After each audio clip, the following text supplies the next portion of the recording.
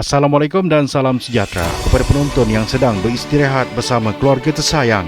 Bertemu kembali dalam program Lensa Global yang akan membawakan anda perkembangan semasa dan terkini yang berlaku di seluruh pelosok dunia.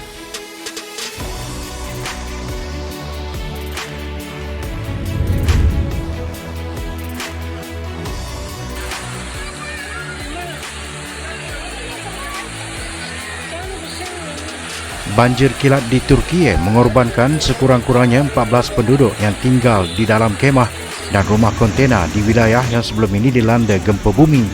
Bencana terbaru itu memberi lebih tekanan kepada Presiden Recep Tayyip Erdogan menjelang pilihan raya, sedangkan belum lagi pulih sepenuhnya daripada gempa bumi sebelum ini. Beberapa orang lagi dilaporkan dihanyutkan air banjir yang turut mengubah jalan raya menjadi sungai berlumpur di kawasan yang dilanda gempa bumi berukuran 7.8 pada skala Richter bulan lalu. Lebih 48,000 orang terkorban di Turki, selain 6,000 lagi di Syria dalam bencana pada 6 Februari lalu yang disifatkan sebagai bencana alam terburuk. Di rantau itu, ratusan ribu mangsa gempa bumi Turki tinggal di dalam kemah dan rumah kontena di sekitar 11 wilayah terjejas akibat bencana alam itu.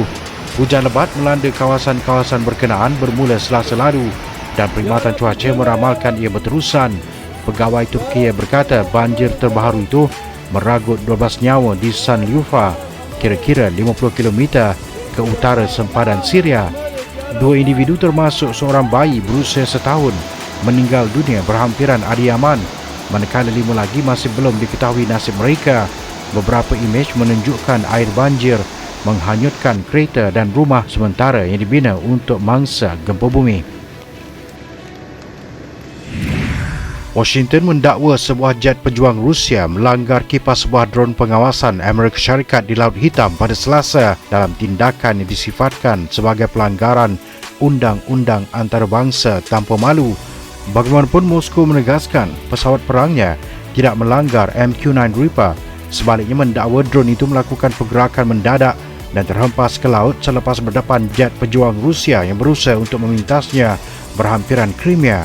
Insiden itu yang meningkatkan ketegangan Rusia-Amerika Syarikat berhubung konflik peperangan antara Moskow dengan Ukraine dilihat sebagai yang pertama berlaku sejak kemuncak Perang Dingin.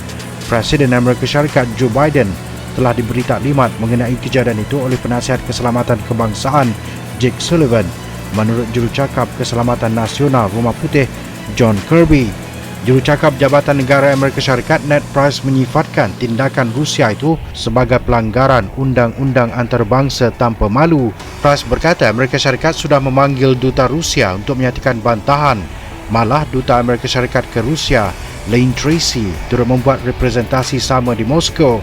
Komander Eropah Amerika Syarikat mendakwa 2 jet pejuang Su-27 memintas drone terbabit ketika ia beroperasi dalam ruang udara antarabangsa dan sebuah daripada pesawat perang Rusia itu melanggar kipas MQ-9.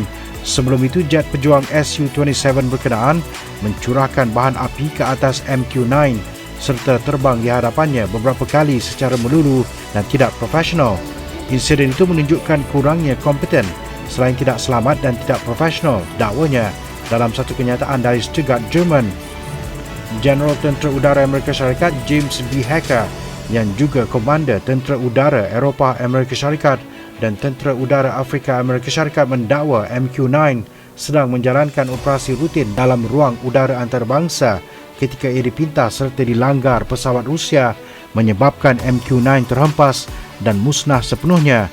MQ-9 meliputi sebuah stesen kawalan darat serta peralatan satelit dengan sayap 20 meter dan mampu membawa senjata, namun Ryder tidak menyatakan sama ada drone itu dilengkapi senjata. Menurut Tentera Udara Amerika Syarikat Eropah dalam satu kenyataan, Amerika tidak menemukan drone yang terhempas itu, manakala Ryder memaklumkan begitu juga dengan pihak Rusia. Beliau berkata pesawat Rusia dilihat turut mengalami kerosakan akibat pelanggaran itu, tetapi Amerika Syarikat mengesahkan ia berjaya mendarat, namun Ryder tidak menyatakan lokasi pendaratan pesawat itu. Sementara itu, Kementerian Pertahanan Rusia pula mendakwa drone Amerika Syarikat berkenaan terbang di atas Laut Hitam berhampiran Crimea dan mencerobohi kawasan yang diisytiharkan sebagai larangan oleh Rusia dalam operasi ketenteraan khas di Ukraine.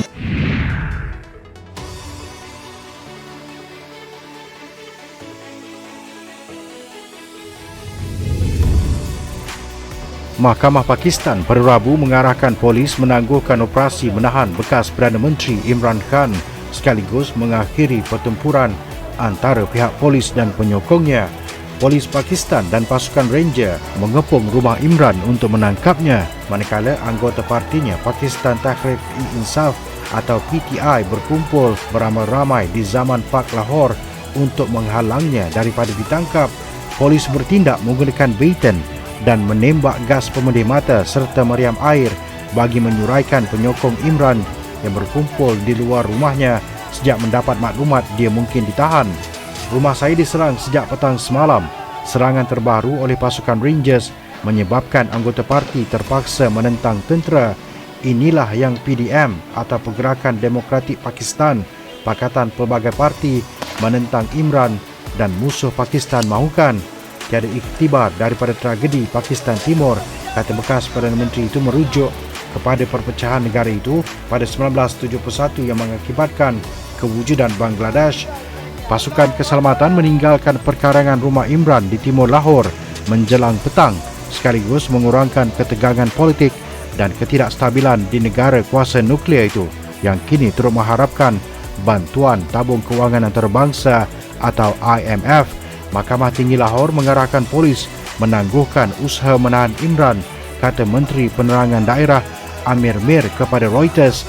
Operasi menahan Imran dilancarkan selepas Mahkamah Rendah di Islamabad mengeluarkan waran tangkap terhadapnya kerana gagal mematuhi perintah hadir ke mahkamah atas tuduhan secara tidak sah menerima dan menjual hadiah diberi orang kenamaan asing ketika menjadi Perdana Menteri antara 2018 hingga 2022. Imran pula menerusi Twitter berkata dia sudah menandatangani bon jaminan bagi menjamin kehadiran di mahkamah menjelang tarikh akhir 18 Mac dan menurut pembantu kanannya Fawad Chaudhry, parti pimpinan Imran PTI, mahkamah mengarahkan polis menghentikan tindakan.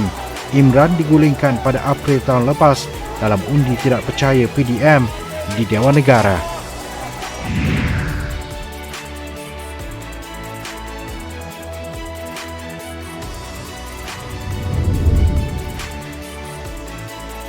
Sebuah roket yang dibina hampir sepenuhnya daripada bahagian bercetak 3D gagal dalam misi pelancaran pertamanya selepas beberapa kali percubaan pada Sabtu lalu. Cubaan itu dilakukan dalam masa 3 jam di Stesen Angkatan Angkasa Cape Canaveral melibatkan roket Relativity Space bernama Terran 1. Walaupun 3 kali cubaan, syarikat itu tidak dapat melancarkan roket tersebut selepas mengalami kegagalan pada saat akhir, termasuk masalah enjin dan gangguan bot yang menceroboh zon keselamatan pelancaran roket. Percubaan Relativity Space untuk melancarkan Terran 1 membawa satelit kecil ke orbit bumi bermula pada waktu tengah hari Sabtu tetapi terpaksa ditangguhkan selama lebih 1 jam disebabkan oleh masalah pukulan angin. Percubaan untuk melancarkan Terran 1 kali kedua digagalkan 70 saat sebelum berlepas oleh sebuah bot yang hanyut di dalam zon keselamatan pelancaran. Kami cuba melancarkannya semula pada sebelah petang, tetapi 9 enjin Aeon 1 yang dinyalakan mati secara tiba-tiba menyebabkan roket kekal berada di atas padnya, jelas pengarah pelancaran Relativity Space Clay Walker. Walker berkata 85% daripada roket itu termasuk enjinnya dihasilkan daripada pencetak 3D di ibu pejabat syarikat di Long Beach, California. Roket Terran 1 merupakan prototipe untuk kenderaan pelancar yang lebih besar dan boleh digunakan semula sepenuhnya dipanggil Terran R. Jika Terran 1 berjaya, Relativity Space akan menggunakan teknik pencetakan 3D untuk membina Terran R yang lebih besar dan dijangka mampu mengangkat muatan sehingga 22,000 kg ke orbit bumi.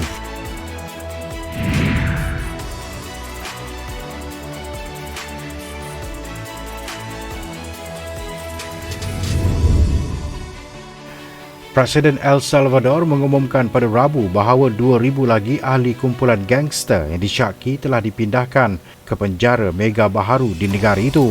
Hari ini dalam operasi baharu, kami memindahkan kumpulan kedua yang terdiri daripada 2,000 ahli kumpulan ke pusat kurungan keganasan, kata Nayib Bukele di Twitter. penjara terbesar di Amerika Tengah itu dibina untuk menempatkan lebih 40,000 ahli kumpulan yang disyaki yang disasarkan dalam perang Bukele menentang jenayah.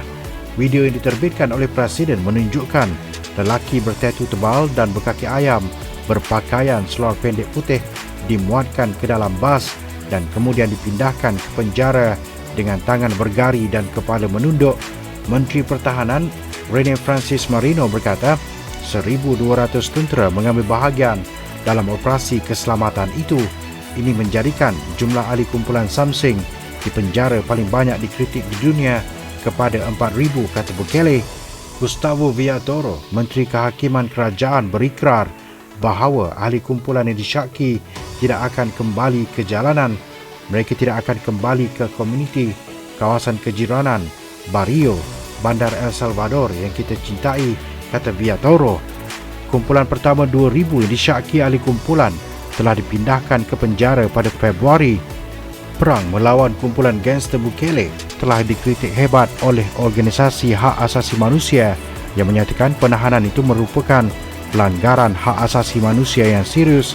Penangkapan besar-besaran terhadap apa yang dipanggil maras bermula pada Mac 2022 apabila kerajaan mengisytiharkan darurat selepas 3 hari keganasan menyebabkan 87 maut yang dipersalahkan oleh kerajaan terhadap kumpulan yang dikenali sebagai MS-13.